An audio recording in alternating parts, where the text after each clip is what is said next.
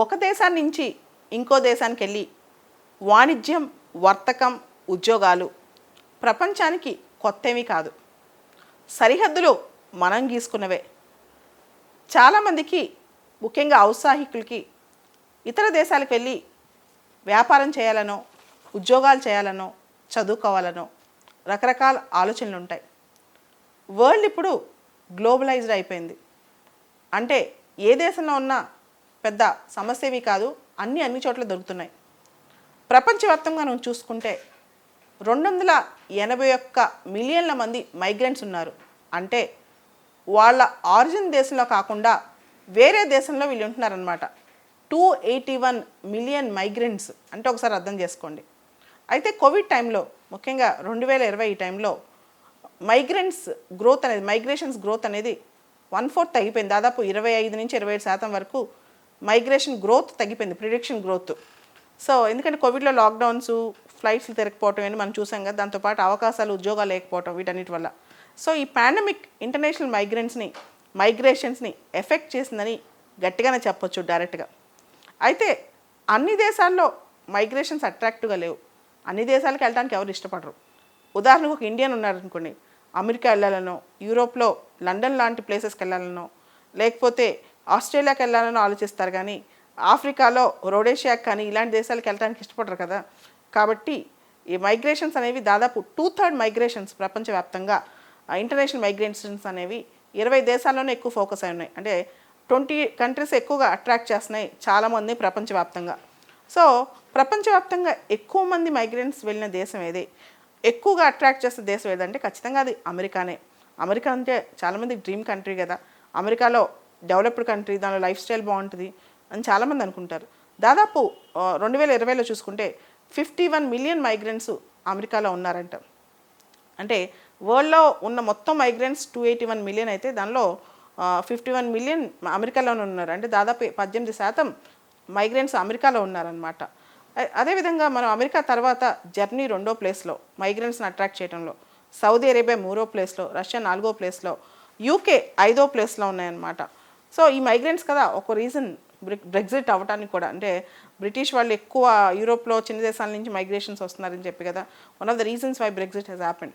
So ఇవన్నీ అనమాట. అయితే ఏ దేశం నుంచి ఎక్కువ మంది మైగ్రేషన్ వెళ్తున్నారు, వలస అంటే అంటే ఒక దేశం నుంచి ఇంకో దేశానికి ఎక్కువ మంది ఏ దేశం నుంచి వెళ్తున్నారంటే India tops the list of largest diaspora. ప్రవాస భారతీయులు అంటే మన దేశంలో పుట్టి ఇతర దేశాలకు వెళ్ళి సెటిల్ అయిన వాళ్ళు ఇండియాలోనే టాప్. వేరే దేశాల కంటే ఇండియా నుంచి ఎక్కువ మంది వెళ్ళారనమాట. దాదాపు ఇండియన్ మైగ్రెంట్స్, ఎన్ఆర్ఐస్ కానీ, ఓసీఎస్ కానీ అన్నీ కలిపి 18 మిలియన్ల మంది ఉన్నారంట. దాదాపు 2 కోట్ల మంది.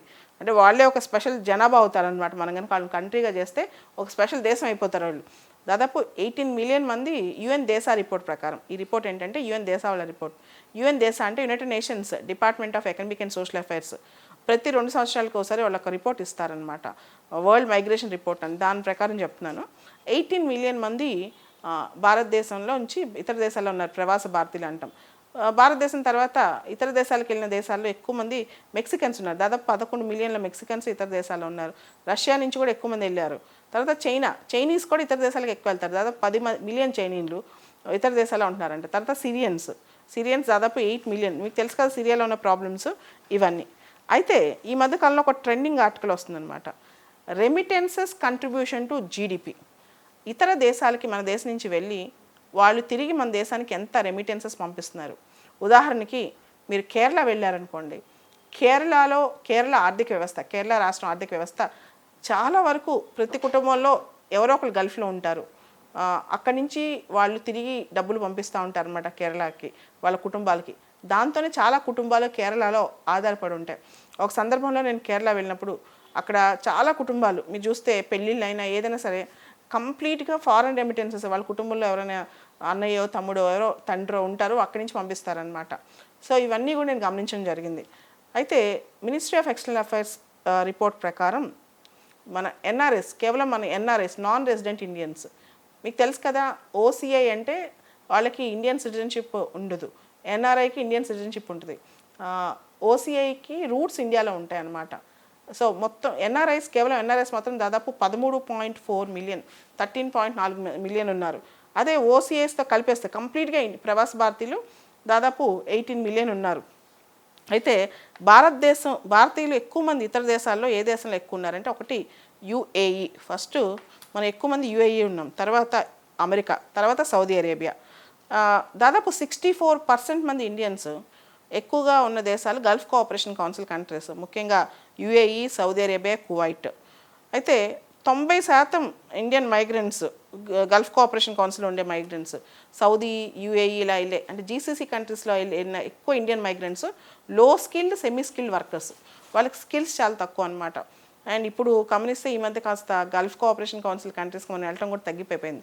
ఎందుకంటే అక్కడ ఎమనైజేషన్, అరబైజేషన్ ఇట్లా వాళ్ళ లోకల్స్కి ఉద్యోగాలు ప్రాధాన్యత ఇస్తున్నారనమాట గల్ఫ్ కంట్రీస్లో. కాబట్టి ఆ దేశాలకు కూడా మనం వెళ్ళటం కాస్త తగ్గింది ఈ మధ్య చూస్తే. అయితే ప్రతి సంవత్సరం భారతదేశం నుంచి దాదాపు 2.5 మిలియన్ల వర్కర్స్, దాదాపు 25 లక్షల మంది ఇతర దేశాలకు వెళ్తారు ఉద్యోగాల కోసం, ముఖ్యంగా ఎంప్లాయ్మెంట్ వీసాలతో. ఇండియా ఏ దేశానికైనా ఇండియా నుంచి దాదాపు 2.5 మిలియన్ వెళ్తారనమాట. మన నేషనల్ స్టాటిస్టికల్ ఆఫీస్ వాళ్ళ రిపోర్ట్ ప్రకారం మన భారతదేశంలో పట్టణాల్లో, పల్లెటూళ్ళలో ఉన్న హౌస్ హోల్డ్స్ రెమిటెన్సెస్ మీద అంటే అంతర్జాతీయంగా, జాతీయంగా ఒక ఊరు నుంచి ఒక అబ్బాయి హైదరాబాద్ వెళ్ళి పనిచేస్తున్నాడు, లేదా దుబాయ్ వెళ్ళి పనిచేస్తున్నాడు, ఇట్లా రెమిటెన్సెస్ వెళ్ళి పనిచేసి ఇంటికి డబ్బులు పంపిస్తున్నాడు అనుకోండి. ఈ రెమిటెన్సెస్ వల్ల అర్బన్ హౌస్ హోల్డ్స్ బెనిఫిట్ అయింది దాదాపు 23%, రూరల్ హౌస్ హోల్డ్స్ బెనిఫిట్ అయింది దాదాపు 8% అనమాట. సో రెమిటెన్సెస్ అనేవి హౌస్ హోల్డ్స్కి చాలా కీలకం ఫినాన్షియల్ స్టెబిలిటీలో. అయితే ప్రపంచవ్యాప్తంగా వరల్డ్ బ్యాంక్ రిపోర్ట్ ప్రకారం ఏ దేశానికి ఎక్కువ రెమిటెన్సెస్ వస్తున్నాయి, రెమిటెన్సెస్ అంటే మన దేశీయులు ఇతర దేశానికి వెళ్ళి అక్కడ డబ్బులు సంపాదించి తిరిగి స్వదేశానికి వాళ్ళ కుటుంబాలకు పంపించడం, ఏ దేశానికి ఎక్కువ వస్తున్నాయి అంటే భారతదేశానికి దాదాపు $87 బిలియన్ రెమిటెన్సెస్ వస్తున్నాయి అంటే ప్రతి సంవత్సరం. అంటే చూడండి, అది 3% of our GDP. $87 billion remittances వస్తున్నాయి, 3% మన జీడిపిలోది 3%. తర్వాత చైనాకి $53 బిలియన్ వస్తున్నాయి అంటే రెమిటెన్సెస్. మెక్సికో కూడా $53 బిలియన్. ఫిలిప్పీన్స్కి $36 బిలియన్. తర్వాత ఈజిప్ట్కి $33 బిలియన్. సో ఇన్ని రెమిటెన్సెస్ వస్తున్నాయి అన్నమాట. సో రెమిటెన్సెస్ అనేవి మన ఎఫ్డిఐస్ కన్నా మనకు వచ్చే రెమిటెన్సెస్ చాలా ఎక్కువ, మన ఫారెన్ డైరెక్ట్ ఇన్వెస్ట్మెంట్ కన్నా మనకు వచ్చే రెమిటెన్సెస్ చాలా ఎక్కువ అనమాట. అయితే ఇండియాకు వచ్చే రెమిటెన్సెస్ కేవలం మన జీడిపిలో 3%. నేపాల్ చూస్తే 24.8%. నేపాల్ జీడిపిలో నేపాల్కి వచ్చే రెమిటెన్సెస్ 24.8%. దాదాపు 1/4 వాళ్ళ జీడిపిలో రెమిటెన్సెస్ ద్వారానే వస్తున్నాయి. అంటే మీకు తెలుసు కదా, నేపాల్ చాలా చిన్న దేశం, వాళ్ళ జీడిపి చాలా తక్కువ. నేపాలీస్ చాలామంది ఇండియాకి ఇలాంటి దేశాలకు వచ్చి ఎక్కువగా ఇండియాకి వచ్చి పనిచేసి పంపిస్తూ ఉంటారు. సో వాళ్ళ జీడిపిలో వాళ్ళ రెమిటెన్సెస్ చాలా ఎక్కువ అనమాట. తర్వాత పాకిస్తాన్లో రెమిటెన్సెస్ 12.6%, శ్రీలంకలో రెమిటెన్సెస్ 8.2%, బంగ్లాదేశ్లో రెమిటెన్సెస్ 6.5%. ఇలా రెమిటెన్సెస్ ప్రతి దేశంలో ఎక్కువ ఉన్నాయి. భారతదేశంలో మాత్రం మన 3% మాత్రమే మన జీడిపిలో రెమిటెన్సెస్ ఉన్నాయి. రెమిటెన్సెస్ పెంచాలంటే ఏం చేయాలి? Simple solution. ఎంతమంది డయాస్పొరా ఉన్నారని కాదు, ఎంత క్వాలిటేటివ్ డయాస్పొరా. లో సెమీ స్కిల్ అయితే ఎంత సంపాదిస్తారు వాళ్ళు. అదే క్వాలిటేటివ్ డయాస్పొరా అంటే ఖచ్చితంగా రెమిటెన్సెస్ పెరుగుతుంది, అదొకటి. రెండోది remittances, cost of sending the remittances.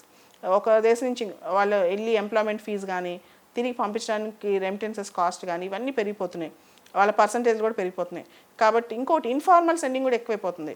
ఎవరైనా వచ్చేటప్పుడు వాళ్ళకి డబ్బులు ఇచ్చి పంపించడం, లేకపోతే హవాలా రూపంలో డబ్బులు పంపించడం, డైరెక్ట్గా అఫీషియల్ ట్రాన్స్ఫర్స్ కాకుండా అన్అఫీషియల్ ట్రాన్స్ఫర్స్ చేయటం, దీనివల్ల కూడా రెమిటెన్సెస్ కనిపించట్లేదేమో అని కొంతమంది అంటున్నారనమాట. తర్వాత మన ఇండియన్ డయాస్పొరా ఎవరైతే ఉన్నారో వాళ్ళకి కాన్సులర్ గ్రీవెన్సెస్ ఇవన్నీ సాల్వ్ చేయడం కోసం కొన్ని సంవత్సరాల క్రితం మన మినిస్ట్రీ ఆఫ్ ఎక్స్టర్నల్ అఫైర్స్ వాళ్ళు మదద్ అనే ఒక పోర్టల్ కూడా లాంచ్ చేశారు. ఇది కూడా మనం దృష్టిలో పెట్టుకోవాలి. అంటే ఇండియన్ డయాస్పొరా హ్యాజిల్ ఫ్రీగా ఉండటానికి మద్దతు అనే ఒక పోర్టల్ కూడా లాంచ్ చేశారనమాట. తర్వాత ఈ మధ్య ఇండియాలో న్యూ ఇమిగ్రేషన్ బిల్లు కూడా రీసెంట్గా ప్రవేశపెట్టారు. న్యూ ఇమిగ్రేషన్ బిల్, దాన్ని కూడా ఇంకా పాస్ చేయాల్సి ఉంది. సో ఓవరాల్గా అయితే మన డయాస్పొరా మీద మనం ప్రత్యేకమైన ఫోకస్ పెడుతున్నాం. కానీ స్టిల్ మన రెమిటెన్సెస్ మాత్రం మన డయాస్పొరా ఉన్నదానికి రెమిటెన్సెస్కి మిస్ మ్యాచ్ చాలా ఉంది. సో ఈ రెమిటెన్సెస్ పెంచాలంటే చాలా కొత్త మెజర్స్ తీసుకోవాలి గవర్నమెంట్.